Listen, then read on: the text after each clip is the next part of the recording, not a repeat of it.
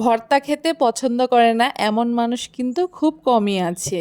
যারা ভর্তা খেতে পছন্দ করে আজকে তাদের জন্য খুব সহজে দারুণ স্বাদের চিংড়ি মাছের ভর্তা তৈরি করে দেখাবো।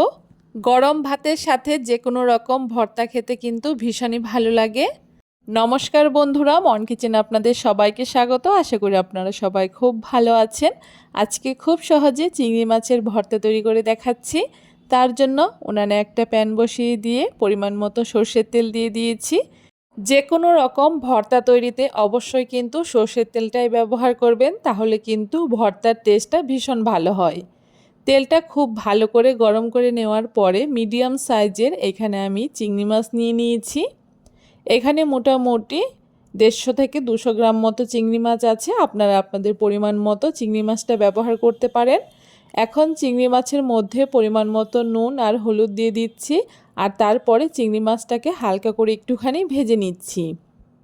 প্রথমে চিংড়ি মাছটাকে হালকা করে একটুখানি ভেজে নিতে হবে। আর চিংড়ি মাছটা ভাজা হয়ে যাওয়ার পরে মাঝখানটা একটু জায়গা করে নিয়ে এখানে আমি 4-5টা শুকনো লঙ্কা দিয়ে দিয়েছি। ঝালটা অবশ্যই কিন্তু আপনারা আপনাদের পছন্দ মতো ব্যবহার করবেন, তবে যে কোনো ভর্তায় কিন্তু একটুখানি ঝাল হলে বেশি ভালো লাগে খেতে। শুকনো লঙ্কাটাকে দিয়ে খুব ভালো করে একটুখানি ভেজে নেওয়ার পরে এখানে মিডিয়াম সাইজের 2টো পেঁয়াজ আমি কুচি করে রেখেছিলাম। সেই পেঁয়াজ কুচিটাকে হাত দিয়ে একটুখানি ভেঙে দিচ্ছি, এতে কিন্তু পেঁয়াজটা খুব ভালো ভাজা হবে। তারপরে এখানে আমি 20 থেকে 25 কোয়া মতো রসুন দিয়ে দিয়েছি। ভর্তা মানেই কিন্তু বেশি পরিমাণে রসুন ব্যবহার করতে হবে। রসুনটাকে দেওয়ার পরে এখানে আমি 4-5টা কাঁচা লঙ্কাও দিয়ে দিয়েছি, আর তার সাথে এখানে আমি 1/2 চামচ কালো জিরে দিয়ে দিয়েছি।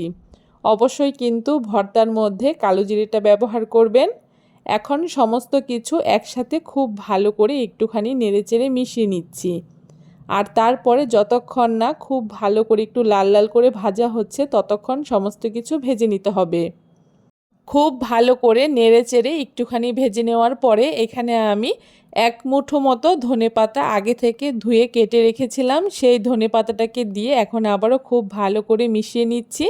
আর আবারও খুব ভালো করে সমস্ত কিছু একসাথে লাল লাল হওয়া পর্যন্ত ভেজে নেব। অবশ্যই কিন্তু মাঝে মাঝে একটুখানি নাড়িয়ে দিতে হবে, তা না হলে নিচের দিকটা পুড়ে যেতে পারে। দেখুন সমস্ত কিছু কিন্তু আমার খুব সুন্দর লাল লাল করে ভেজে নেওয়া হয়ে গেছে। আর এর থেকে বেশি পরিমাণে ভাজা যাবে না, তাহলে কিন্তু সব কিছু শক্ত হয়ে যাবে। এখন এভাবে করে আমি সমস্ত কিছু একটা বাটির উপরে তুলে নিচ্ছি। সব কিছু খুব ভালো করে ভেজে তুলে নিয়েছি। এখন এগুলোকে আমি ঠান্ডা করে নেব। সব কিছু ঠান্ডা হয়ে যাওয়ার পরে এখানে আমি শিলনোড়ায় কিন্তু ভর্তাটাকে বেটে নেব। তবে আপনারা চাইলে কিন্তু মিক্সিতেও এই ভর্তাটাকে তৈরি করে নিতে পারেন, কিন্তু আমার মনে হয় শিলনোড়াতে বাটলেই কিন্তু ভর্তার আসল স্বাদটা পাওয়া যায়। তাই এখানে আমি শিলনোড়াতেই খুব ভালো করে ভর্তাটাকে বেটে নিচ্ছি। এভাবে করে 2বার করে ভর্তাটাকে বেটে নিলেই কিন্তু খুব সুন্দর ভর্তা তৈরি হয়ে যাবে। কোনো রকম জল ছাড়াই কিন্তু ভর্তাটাকে আমি বেটে নিচ্ছি। এখানে জল দেওয়া যাবে না, জল দিলে কিন্তু ভর্তাটা নরম হয়ে যাবে আর স্বাদটাও চেঞ্জ হয়ে যাবে। দেখুন এখানে ভর্তাটা আমি 2বার করে বেটে নিয়েছি আর ভর্তাটা কিন্তু খুব সুন্দর তৈরি হয়ে গেছে। এখন এক জায়গায় জড়ো করে মাঝখানটা একটুখানি গর্ত করে নিচ্ছি, আর তারপরে এখানে একদম ছোটো সাইজের একটা পেঁয়াজ কুচি দিয়ে দিচ্ছি আর সামান্য একটু সর্ষের তেল দিয়ে দিচ্ছি। ভর্তা তৈরি করার পরে এভাবে করে যদি একটুখানি কাঁচা পেঁয়াজ আর কাঁচা সর্ষের তেল দিয়ে ভর্তাটাকে মাখিয়ে নিন, তাহলে কিন্তু এর স্বাদ একদম হোটেলের মতো হবে। আপনারা অবশ্যই একবার এইভাবে করে ভর্তা তৈরি করার পরে কাঁচা পেঁয়াজ দিয়ে মাখিয়ে দেখবেন, ভীষণ ভালো লাগে খেতে। দেখুন এখানে আমার তৈরি হয়ে গেছে দারুণ স্বাদের চিংড়ি মাছের ভর্তা। এই ভর্তাটা এতটাই টেস্টি হয় যে এই ভর্তা দিয়েই 1 থালা ভাত নিমিষেই শেষ হয়ে যাবে। কেমন লাগলো আজকে খুব সহজ দারুণ স্বাদের এই চিংড়ি মাছের ভর্তার রেসিপি অবশ্যই কমেন্ট করে জানাতে ভুলবেন না। ভিডিওটা ভালো লাগলে সবার সাথে শেয়ার করে দেবেন আর আমার চ্যানেলটাকে সাবস্ক্রাইব করে দেবেন।